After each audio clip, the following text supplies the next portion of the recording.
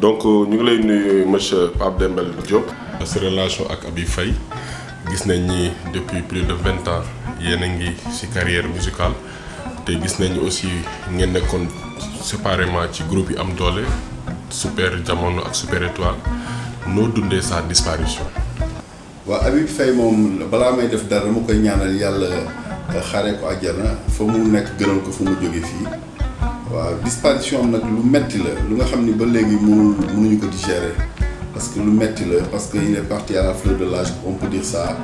mu nekkoon ko am njëriñ ci àdduna bi fii te ñu jàpp ni xëy na yàlla moo def li gën waaye xajoon na fi ba léegi mu doon musicien bu mag a mag bu nga xam ni waxuma la Sénégal sax waaye àdduna bi yëpp kenn dootu ko fàtte. Habib Faye moom c'était vraiment ku yàlla mayoon la ku nga xam ni il était unique dans son genre quoi. amoon na duo yàgg moom parce que tey ñu bëri ñu ngi doon naan j'étais ay concurrent parce que yéen ñaar ku nekk nekkoon ñu ko ci groupe am doole yow noo apprécié woon réaction yooyu. ñun suñu nekk ay duo parce que ay concurrent parce que ñun amuñu vocation à être des concurrents donc Habib Faye man sama xarit la woon sama xarit la woon bu nga xam ni lu sincère la woon parce que moom daf ma doon wax lu baax lu nga xam ni sama gannaaw ñu bari wax nañu ko il appréciait ce que je faisais doon na ko wax partout doon ma defal sax ay teranga parce que ci suñu cursus pendant que gars yi ngi wax Dembel Habib ñun mosuñu gëm lool sax doon na ma fi jox ay guitare di ma jox lu nekk am na benn moment sax wax dëgg yàlla xëy na nit ñi xamu ko dem na ba benn moment mu jàpp woo ma pour ma remplacer ko Super Étoile fekk na moment boobu maa ngi woon ak Super Jamono mënuma ko woon donc te am ndeysaan balaa muy génn àdduna rek sama caat bi ndeysaan bi ñu koy tudd moom ma nga foon fa la yenn jour boobu xam nga kooku ay concurrent mun ñu nekk ci loolu sama xarit loolu bu nga xam ni wax dëgg yàlla bon concurrent nag Sénégal moom mosul def noonu Jacques Jaraaf Super Jamono Super Étoile alors que Youssou Ndour ak Omar Pène sax ay xarit yu wóor lañu donc loolu mosul am c'est benn concurrence virtuelle la qui c'est dans la pensée des gens mais ñun on l'a mosuñu ko dund quoi vraiment dëgg yàlla. ñu ñëwaat sa carrière su Super Jamono gis nañ ni génn nga fa ba créer sa yëfu bopp est-ce que mën nga ñëwaat si loolu noonu ak aussi lan moo tax choix boobu noonu. non man génnuma Super Jamono sincèrement génnuma Super Jamono parce que ba léegi kenn musul dégg ni génn naa Super Jamono Omar Pène moom soo ko laajee leen Dembel dafa génn Super Jamono ne leen non musuma woon ni dama génn Super Jamono mais dafa fekk ni dafa am ay moments yoo xam ni même dans la vie d'une famille normale yenn saa yi nga nekk sa kër papa ñii dem sëyi ñii génn pour X raison wala ñuy xajatu ci kër gi doon la mais Super Jamono man génnuma foofu sama tey laa fa gën a nekk te su soobee yàlla dans un avenir proche incha allah dañ xam ni que tey laa fa gën a nekk. beneen actualité mooy fan yi gis nañu récemment ñuy tàggee seen leader vocal di Omar Pène souvent ñu koy def yenn artistes yu bëri te loolu nekk ay informations yu fausses ba nga yëgee loolu noo ko dundee. waaw man de façon bi ñu ma ko waxaatee dama lu ma njëkk a wax sans mu am dem information dama ni waxuñu dëgg parce que mës nañ ko def man maa yàgg na y a peut-être 3-4 ans man maa defoon démenti wax ni que c'était pas vrai bon loolu xëy na gudd fan la ci moom yàlla def mu nekk gudd fan ay dizaine d'années ci kanam parce que soxla nañ ko fii jeunesse bi soxla nañ ko ay fansam soxla nañ ko mais du moom rek lañ mës a tàggee Sénégal moom dañu am ay habitude yu tàggee kii di tàggee kii mais bon yàlla moom mooy indi nit fii mooy sàkk heure bi ngay dem donc nit ki su heure bi muy dem du yàlla du ci tàgg kenn donc nag li ñu koy tàggee noonu te du dëgg yàlla na nekk ay bénéfice dundam ay at yu bari que soxla nañ ko. beneen question actualité mooy situation Covid 19 ak impact tey gis nañ yéen am na loo xamante ne tey SODAV waraloon na ko ak yenn artistes yi ba gannaaw loolu sax dégg na am ngeen ay féewaloo ci parce que am na ñenn ñu d'accordoon ñuy séddoo xaalis bi d'une manière vraiment équitable ñeneen ne non dañoo war a xool ñi nga xamante ñoo gën a impacté gannaaw loolu yëpp tey foo leen toll situation bi est-ce que tout est rentré dans l'ordre finalement. waaw mosul xam nga nag àdduna moo demee noonu y a ce qu'on appelle am na lu ñuy wax y a pas d'évolution sans contradiction affaire Covid 19 bi bon ñun comité bi dañu nekkoon sous comité musique nag dañu jëloon ñun artiste bénévole ñu jël ñu man des personnes ressources comme man Idrissa Diop Papis Konaté Mambo Desaka Djibi Guissé ak yooyu jël des organisations professionnelles pour ñu saytul leen ban mode de répartition la ñuy def donc je rappelle que sous-secteur boobu amuloon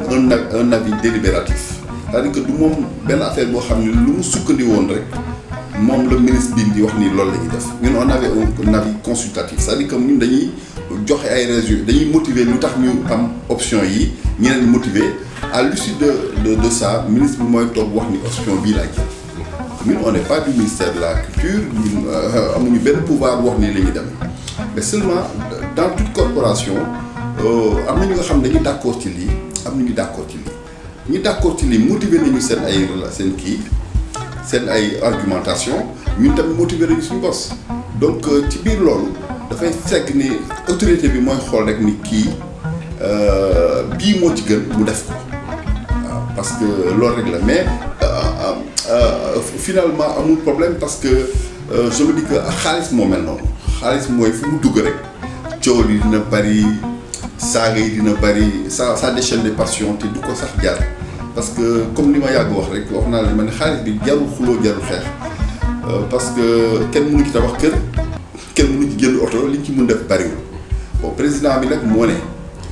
damay génn benn fonds dimbale ko artistes yi nga xam ne ils sont impactés tout impact boobu du ñun ñoo ko créé tout moo boobu ñoom ñoo ko wax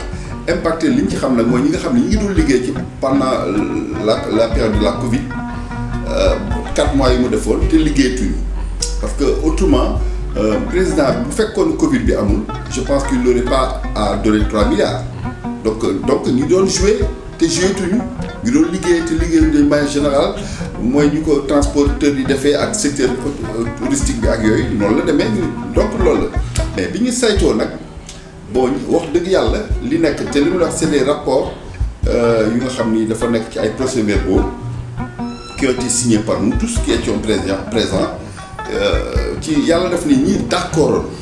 pour ñu def répartition par catégorie ñun ñoo ëppoon wax dëgg yàlla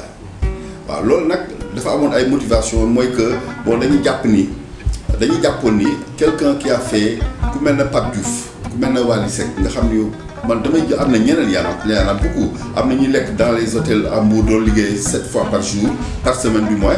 7 jours sur 7 ñooñu mënuñu bokk impact ak kenn ku nga xam ni benn yoon la doon jouer par mois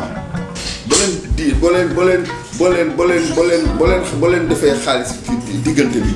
impact yi bokkul ils sont impactés mais impact yi bokkul tu comprends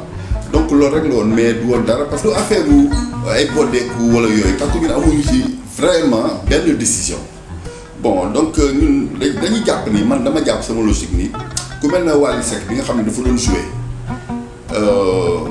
penc mi nga xam ne ñi nekk ci biti sax ñooy gën ëpp ñi nekk biir mu koy def vogue di ko jouer ay soirées de gala mais kooku il est plus impacté que benn waay bu nga xam ne benn yoon la doon jouer par mois donc loolu rek la ñu gisoon boole ko ci Pape Diouf bu nga xam ne def na fi ay soirée arena yu mu annulé ak ñeneen ak ñu ma la wax ci hôtel ak yooyu moo tax mais pour rappel SODAV mu su ci am benn problème parce que SODAV moom nekkul benn organisme dafa nekkoon benn organisation pour faciliter le mode de répartition parce que dañuy jàpp ni de manière formelle ñoom ñoo fi ëpp ñoom ñoo fi gën a am base de données bu ñu permettre ñu mun a def loolu quoi mais amul la SODAV n'a jamais été c'est-à-dire que une entorse justement à ce mode de répartition loolu moom yoroon nekk. dafa doon accompagner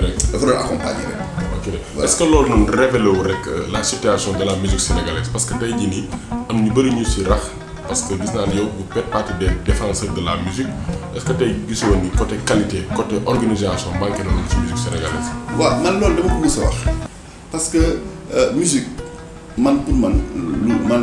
dama ko jàpp muy mbir bu sérieux quoi. wax dëgg yàlla mooy musique c'est une science ni ñuy jàngee géométrie di jàngee électronique di jàngee algèbre musique science la boo xam ne ñun créé wuñ ko dañuy dafa am li mu wunu dafa bari au point que suñ ci buggee avancer il faut que ñu gëstu ko jàng ko déjà au-delà de la pratique il faut ñu gën a am théorie bi xam fi ñu teg suñu tànk fan la que c'est une profession soo xooloon sax suñu xayma lu muy dugal ci économie sénégalaise nga xam ni que du affaire bu ndaw donc man je suis partisan des gens yu de ceux qui pensent que musique dañ ko war a jàng fulal ko faydal ko parce que tax na musique sénégalaise Sénégal ci boppam tax na ñu xam musique tax na ñu xam Sénégal ci ay dëkk yu bari man def naa on a fait le tour du monde pratiquement te yóbbu fa tour Sénégal ay dëkk yu nga xam ne mosuñu xam sax Sénégal donc loolu su profession bi eggee bu foofu lu ñu war a jël au sérieux la mais bon y a beaucoup d'autres problèmes périphériques yu nga xam ne ñu ngi ci biir parce que bu ñu fekkee dañu bëgg musique bi évoluer il faut ñu def formation il faut privilégier la formation def fi ay conservatoire def fi ay jumtukaay yu nga xam ni état bi dina permettre ñuy bëgg def choisir ni dañuy bëgg nekk ay musiciens ñu am la formation requise vraiment pour nekk ay musiciens professionnels man noonu laa gisee. les jeunes artistes les jeunes talents boobu fekkee sax bëgguñu dégg loolu ñoom en tant que jeune talent mais mën nañu wax ñi xamante ni ñu ngi door a dugg ci musique tey boo gisee xale yooyu noonu la di apprécier ci côté talent ci côté compétence. bon ils ont beaucoup de talent le Sénégal regorge de talent wax dëgg yàlla parce que soo xoolee booy surtout chanteurs yi defe naa nu mu amee ay chanteurs bëreewu ko ay instrumentistes yu ni chanteurs yi di génnee wuute la ak instrumentistes yi ñuy génne. ñu gis instrumentiste ci mariage ak yooyu wala ñooñu. waaw non c'est-à-dire que yëpp baax na mais seulement ku nekk tamit xam nga suñu profession musique dafa di lu nga xam ne c'est une profession libérale qui ne requiert pas effectivement que nga am yenn formation yi wala yenn diplôme yi pour exercer ko ku mu neex mën nga jouer ngénte ku mu neex mën nga jouer fële mais kiy jouer ngénte kiy jouer Bercy bokkuñu ak kiy jouer ay festival yi nekk internationaux yi ak yooyu bokkuñu et rien n'interdit que yow nga jouer musique def lu la neex amul benn lu ko interdit mais seulement soo ko deful ni ñu ko war a defee je doute fort que di nga mën a am di nga mën a dem benn niveau bi quoi. est-ce que tey comédie musicale xawul rey la musique professionnelle même fekkee la comédie musicale c'est benn genre la ci musique mais est-ce que tey ñi ngi koy théâtraliser ñi ngi koy defee noonu est-ce que demul sax ba rey musique dëgg-dëgg à tel point que yeneen dëkk yi ñu ngi ñuy commencé raw ci côté musique tey bu ñu gisee la culture nigérienne la culture sud-africaine ak la culture ghanéenne et cetera qui se repose sur la musique boo xamante ne ñun tamit suñu mbalax bi mu ngi fii frais noonu te moo jëkk yooyu yëpp tey boo xosee ci côté international. gis nga musique définition bi dafa simple bi ñu nekkee école dañuy wax ni la musique c'est l'art de combiner des sons de manière agréable alors loolu la ñuy wax mais musique soo xoolee musique c'est un phénomène bu nga xam ne social bu nga xam ne dafa ànd ak sociologie dëkk bi la musique la nouvelle définition de la musique c'est le bruit de la vie soo xoolee musique sénégalaise dëkk Sénégal ni ñu dëkkee ni mu melee désordre bi ni mu nekkee ci mbedd mi fu la waaye neex teg ay table ñii tuur ndox ci mbedd mi ñii klaxonné fii ñii def xam nga désordre bi am ci Sénégal rek moom mu am ci musique bi donc amul benn différence bon soo xoolee dëkk tubaab bi par exemple seen musique par exemple soo xoolee seen dëkk yi yow bu fekkee musique ba dem tuuti di nga comprendre que dëkk bi ni mu normalé am ordre seen musique noonu la demee donc benn genre image bu ma lay jox rek musique sénégalaise mbalax bi c'est-à-dire que tout le monde joue en même temps et les gens ne respectent pas les ponctuations dafa mel ni soo bëggoon bind benn phrase mais dafa am une phrase dafa am ay ponctuations il faut les respecter pour que phrase bi correcte mais mbalax bi yu bari jànguñu ko malheureusement pour mun a respecter ponctuation yi te ponctuation yooyu su amul ci musique bi désordre la indi. ñu ngi lay jaajëfal waxtaan bi amoon na solo lool ñu bàyyi la nga tàggoo suñu mbokk internet Référence Actu. waaw jërëjëf waay maa ngi kontaan di wax ni kontaan naa ci Référence TV wax dëgg yàlla sama xarit Mame Ngor ak yow Diallo bi ñëw fii jël sa temps ñëw interview ma kontaan naa trop dina baax des fois ñun musiciens yi ñu ñëw di waxtaan ci wax musique bi techniquement parce que ñun on ne sait pas faire que de la musique on peut faire autre chose dans la vie parce que le musicien c'est pas que la musique quoi il peut participer à la vie active de la société ak def ci yeneen yi nga xam ni